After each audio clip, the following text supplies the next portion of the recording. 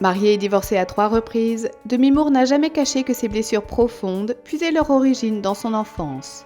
Dans une autobiographie déchirante, elle révèle que beaucoup de ses tourments venaient de sa mère. Une enfance marquée par le secret et la trahison, elle n'a jamais connu son véritable père. Et plus choquant encore, elle confie qu'à l'âge de 15 ans, sa mère la vend à un homme en échange de 500 $. Une révélation qui a stupéfié le monde entier et qui révèle à quel point sa vie avait été bouleversée dès ses premières années. Toute sa vie, Demi Moore a nourri une rancune profonde envers sa mère. Mais étrangement, elle s'est retrouvée à répéter les mêmes erreurs qu'elle. Some things aren't for sale. Such as? Well, you can't buy people. À l'origine, Demi est née de Charles Hammond, son père biologique, et de Virginia, sa mère. Mais Virginia a seulement 18 ans, quitta Charles alors qu'elle était enceinte et commença à fréquenter un homme nommé Dan Kynes. Quand Demi vit le jour, Dan avait déjà sa vie bien installée. Demi grandit donc en croyant que Dan était son père jusqu'à l'adolescence. Puis à 13 ans, tout bascula. Demi découvrait par hasard l'ancien certificat de mariage de sa mère. Il indiquait que Virginia et Dan Kynes s'étaient mariés en février 1963, mais Demi était née le 11 novembre 62. Autrement dit, elle était venue au monde avant ce mariage. Cette découverte éveilla en elle un malaise profond, une intuition qu'un secret planait autour de sa naissance. Un jour, elle eut le courage de confronter sa mère et lui demanda si l'homme qu'elle avait épousé avant Dan était son père. Irritée et agacée, sa mère finit par acquiescer. À 13 ans alors, elle découvrit que son père n'était pas son père biologique, une vérité qui alla tout changer. 2 semaines plus tard, grâce à une tante vivant au Texas, Demi put enfin rencontrer Charles, son père biologique, qu'elle n'avait jamais vu. Il lui expliqua qu'il avait toujours voulu la connaître, mais que Virginia ne l'avait pas permis. Il n'avait même jamais obtenu une photo d'elle. La rencontre fut douce amère. Demi était heureuse de le voir, mais leur séparation de tant d'années avait créé un fossé. Au-delà de leur lien biologique, ils n'avaient rien en commun, aucune connexion émotionnelle réelle. Pour Demi, son père restait Dan. Après cette rencontre, elle ne reverrait jamais Charles. Dan Kynes, quant à lui, n'était pas un père modèle. Charmant, drôle, mais joueur compulsif et autodestructeur, il savait gâcher les choses juste quand elles semblaient aller bien. Alcoolique sévère, il était pourtant ambitieux dans son travail, changeant souvent d'emploi pour obtenir des promotions. À cause de cela, Demi et son frère Morgan durent changer d'école tous les 6 mois. Impossible de créer de véritables amitiés. Demi se sentait invisible, comme si personne ne pouvait la voir. Chez elle, elle regardait la télévision et admirait les célébrités, fascinée par leur capacité à briller simplement en existant. Mais pour Demi, devenir star semblait un rêve inaccessible. Enfant, elle était extrêmement mince. L'un de ses yeux légèrement voilés portait un cache-œil la plupart du temps. Sa mère Virginia n'était pas non plus un modèle parental. Dépressive et alcoolique, elle prenait de nombreuses pilules devant sa fille sans se soucier du danger. À seulement 12 ans, Demi dut la forcer à recracher des médicaments pour lui sauver la vie. Virginia cherchait constamment l'attention des hommes, allant même jusqu'à emmener Demi dans des bars, croyant que la présence de sa jeune fille augmenterait son charme auprès d'eux. Mais le comportement troublant de sa mère ne s'arrêta pas là. Un jour, alors que la jeune Demi était seule à la maison, un homme inconnu fit irruption, les clés de l'appartement dans sa main. Sans prévenir, il se jeta sur elle. D'une voix menaçante, il lui hurla « Alors, qu'est-ce que ça fait d'être vendu par ta mère pour 500 $? » Ces mots frappèrent Demi comme un coup de tonnerre. Elle n'arrivait pas à croire que sa mère ait pu faire une telle chose. Mais voyant l'homme tenir les clés de sa propre maison, quelque part au fond d'elle, un doute persistant s'insinuait. Son incapacité à nier la responsabilité de sa mère la suivrait toute sa vie. Privée de protection, Demi dut grandir très vite. Dès son plus jeune âge, elle se sentait responsable, comme si c'était à elle de prendre soin de ses parents. Et elle s'était convaincue que c'était normal. Parfois, elle aurait souhaité qu'on veille sur elle, mais dès que ses pensées apparaissaient, elle les étouffait, surtout quand la tristesse l'envahissait. Sinon, disait-elle, elle n'aurait jamais tenu le coup. À 10 ans, un nouveau tournant se produisit. Sa mère divorça de Dan Kynes et l'emmena à Hollywood. Peu après, Virginia travailla pour une maison d'édition. Demi s'inscrivit dans un lycée proche qu'elle abandonna rapidement. Ni elle ni sa mère n'accordaient vraiment d'importance à l'éducation. Virginia voulait que sa fille découvre vite le monde et gagne de l'argent. Le rêve secret de la jeune Demi était de devenir actrice. Elle continuait d'admirer les étoiles qu'elle voyait à la télévision, sachant son rêve inaccessible. Puis, par le plus grand des hasards, une jeune actrice allemande de 17 ans emménagea dans son quartier. La mère de cette adolescente était également divorcée et les deux femmes devinrent proches.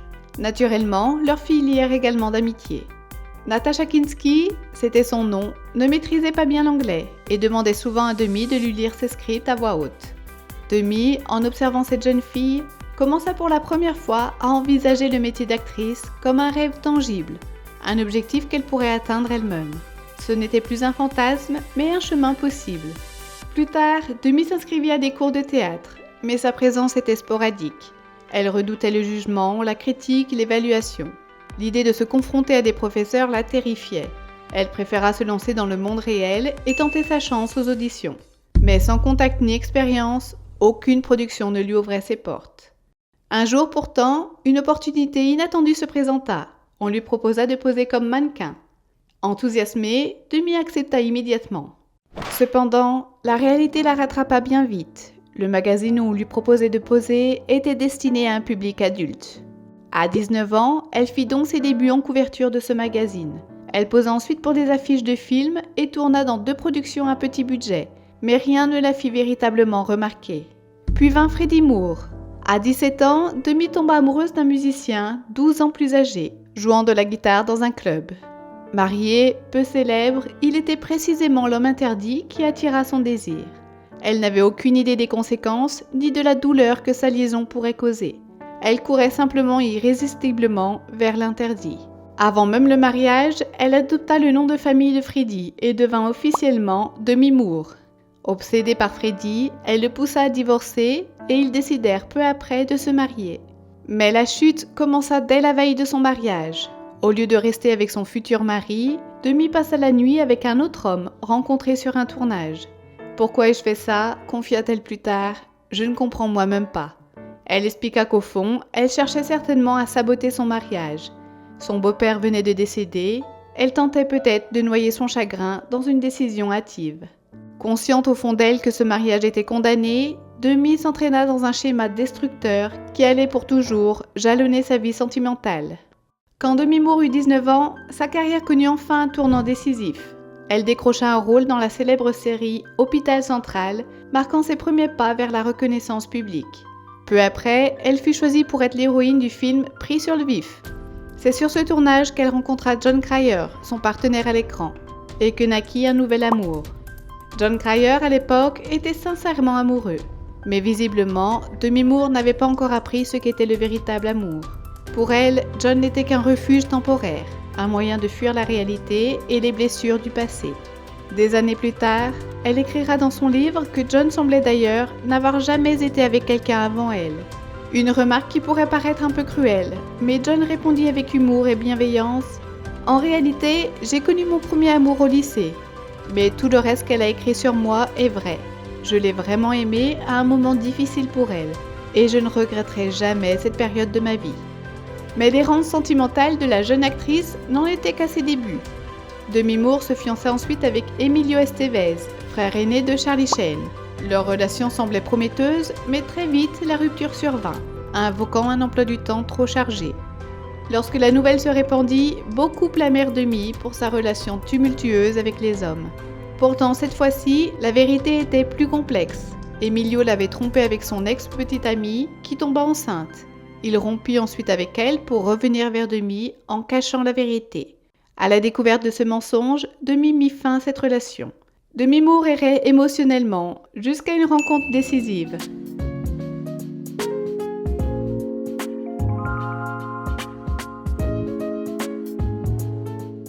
Ironie du destin, sa rencontre avec Bruce Willis eut lieu à la première d'un film où son ex-fiancé, Emilio Estevez, jouait. Ce soir-là, Demi et Bruce échangèrent un simple sourire poli. Mais quelques semaines plus tard, alors qu'elle venait de rompre avec Emilio, elle commença à fréquenter Bruce. Bruce confia plus tard qu'il était tombé amoureux d'elle au premier regard. « Je suis tombé amoureux de son visage avant même de lui parler une seule fois. Elle semblait si ouverte et honnête. » Demi, elle, fut captivée par sa franchise et sa chaleur. Il était gentil et drôle. La plupart des hommes jouent des jeux de pouvoir. Mais Bruce a été honnête dès le début sur qui il était. Ayant grandi trop vite, Demi Moore restait au fond d'elle, une petite fille cherchant quelqu'un qui l'aimerait telle qu'elle était. Bruce Willis était cet homme. Leur vécu familial similaire renforçait leur complicité. Bruce avait grandi dans la pauvreté, avec des parents constamment en conflit, eux aussi finissant par divorcer. 4 mois seulement après le début de leur relation, Demi Moore et Bruce Willis se marièrent. À ce moment, Bruce était déjà un acteur reconnu, et Demi fut propulsée dans une vie glamour et intense, bien au-delà de tout ce qu'elle avait imaginé. Peu de temps après, la carrière de Demi Moore prit un tournant monumental. Elle fut choisie pour Ghost, le film qui allait marquer sa vie et devenir un classique mondial, avec sa scène emblématique de poterie, symbole d'amour et de désir. He says he loves you. Sam would never say that. Pourtant, pendant le tournage de Ghost, personne n'aurait pu imaginer que le film deviendrait un succès planétaire.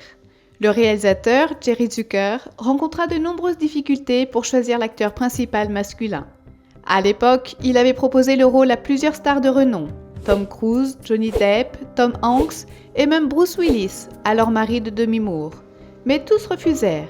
Le rôle semblait échapper à tout le monde, jusqu'à ce que Patrick Swayze se présente pour passer l'audition. Jerry Zucker, bien qu'hésitant, décida de lui donner sa chance. Il jugeait Patrick peu adapté au rôle, mais il n'avait plus d'autre option. Et le destin fit son œuvre. Le film rencontra un succès colossal, propulsant Demi Moore sous les feux de la rampe. Grâce à Ghost, Demi devint l'une des actrices les mieux payées d'Hollywood, mais aussi adulée par le public et reconnue par ses pairs. Bien sûr, tout le monde ne partageait pas cet enthousiasme. Certains détracteurs affirmaient qu'elle avait obtenu le rôle grâce à l'influence de Bruce Willis. D'autres soutenaient qu'elle n'était pas particulièrement talentueuse et qu'elle avait simplement eu de la chance. Mais Demi Moore ne se laissa pas abattre. Après Ghost, elle consolida sa réputation avec des films comme A Few Good Men et G.I. Jane, prouvant à chacun que son talent n'était pas le fruit du hasard. Pendant cette période, sa vie personnelle semblait également épanouie. Son mariage avec Bruce Willis s'avérait heureux et stable. Bien qu'elle n'ait eu jamais de désir profond d'avoir des enfants, Demi changea d'avis après le mariage. Ensemble, ils eurent 3 filles, vivant une décennie de bonheur familial au cœur de l'effervescence hollywoodienne. Mais le temps et la vie suivirent leur cours, et ce bonheur ne dura pas éternellement. Demi Moore et Bruce Willis finirent par divorcer. Lorsqu'on lui demande la raison, Bruce répondit avec philosophie « Tout change dans l'univers, c'est la loi de toute chose ». Après 10 années de mariage, chacun avait évolué. Le jour vint où ils réalisèrent qu'ils étaient devenus trop différents pour continuer ensemble. Pourtant, même après leur séparation, ils restèrent proches. Les réunions familiales pour leur fille devinrent fréquentes, témoignant d'une relation chaleureuse et respectueuse, où l'amour parental surpassait les divergences passées. Pourtant, malgré le respect et la maturité de leur divorce, des rumeurs circulaient. Beaucoup laissèrent entendre que Demi Moore était responsable de la séparation, notamment parce qu'elle avait rapidement entamé une nouvelle relation. Cet homme était Oliver Whitcomb, un artiste martial. Mais ce n'était pas n'importe qui, il était le professeur de karaté de ses filles et venait régulièrement chez les Moore pour donner des cours. Avec le temps, Demi et Oliver se rapprochèrent, partageant des moments simples et complices dans le quotidien familial. Oliver avait 7 ans de moins qu'elle et possédait un tempérament calme et posé. Pourtant, malgré cette alchimie apparente, leur relation ne dura que peu de temps. La vie semblait continuer à tester Demi Moore entre désir personnel et responsabilité familiale, toujours sous l'œil attentif des médias. Après une période de solitude, Demi Moore se lança dans une relation avec Ashton Kutcher, un acteur 15 ans plus jeune qu'elle. Leur histoire fit immédiatement sensation dans les médias, l'écart d'âge, leur statut de célébrité et le passé tumultueux de Demi attiraient tous les regards. Après 2 ans de fréquentation, le couple se maria soudainement, mais leur vie conjugale ne fut pas facile dès le départ. À seulement 26 ans, Ashton devint du jour au lendemain beau-père de 3 filles âgées de 8, 12 et 14 ans. Il s'efforça de créer un lien avec elles, mais plus il essayait, plus son désir d'avoir un enfant à lui se faisait sentir. Demi et Ashton décidèrent alors d'essayer d'avoir un bébé, mais à 42 ans, tomber enceinte n'était pas simple pour Demi. Ils se tournèrent vers la fécondation in vitro et différents traitements de fertilité, explorant toutes les options possibles, sans succès. La tension monta entre eux. Demi replongea dans l'alcool et les médicaments, renouant avec des habitudes qu'elle avait autrefois combattues. Comme sa mère autrefois, elle se mit à prendre jusqu'à 12 pilules par jour pour affronter le quotidien. Puis, le scandale éclata dans la presse. Demi découvrit sur son téléphone des articles dévoilant les infidélités d'Ashton. Britney Jones, Sarah Lille et bien d'autres. Ashton nia immédiatement, menaçant d'action légale contre la diffamation. Mais les rumeurs ne cessèrent pas. Malgré cette avalanche de scandales, Demi nia publiquement toute infidélité de sa part. Mais dans ses mémoires, elle révéla qu'elle avait su depuis le début qu'Ashton la trompait. Lorsqu'elle l'avait confronté au premier scandale, il avait admis la vérité et s'était excusé. Peu de temps après, leur mariage prit fin par un divorce. Ce divorce plongea Demi Moore dans une période encore plus dramatique, rappelant combien sa vie semblait souvent guidée par le chaos et les épreuves. La vie de Demi Moore prit un tournant dramatique lorsqu'un drame inattendu frappa son foyer. Un jour, le corps d'un homme, Enilson Stevenvale, fut retrouvé flottant dans la piscine de sa maison. Il faisait partie de son personnel et ce jour-là, Demi était absente. Une petite fête avait été organisée par l'équipe et l'on supposa qu'après avoir consommé de l'alcool, il avait glissé accidentellement et s'était noyé. Mais ses parents refusèrent de se contenter de cette version. Ils intentèrent un procès. Selon eux, Enilson ne savait pas nager, l'alcool lui aurait été imposé et aucun panneau de sécurité n'était installé près de la piscine. Beaucoup considéraient le procès excessif, pourtant cette affaire fit les gros titres. Et Demi fut appelé à témoigner devant le tribunal. Ce fut une épreuve de plus, un rappel cruel que la vie de célébrité n'épargnait pas les tragédies ni les responsabilités inattendues. Aujourd'hui, Demi Moore ne vit aucune relation amoureuse officielle. Elle consacre son temps à ses chiens et veille sur Bruce Willis, aujourd'hui atteint d'une démence incurable. Ayant grandi dans un foyer troublé, traversé de nombreuses relations tumultueuses et subi 3 divorces, Demi Moore a appris à naviguer à travers la passion, la perte et la solitude. Sa vie est un mélange complexe d'épreuves, de résilience et de moments de lumière, dans un parcours souvent chaotique, mais toujours marqué par une force intérieure remarquable. I guess I'm not so lucky after all.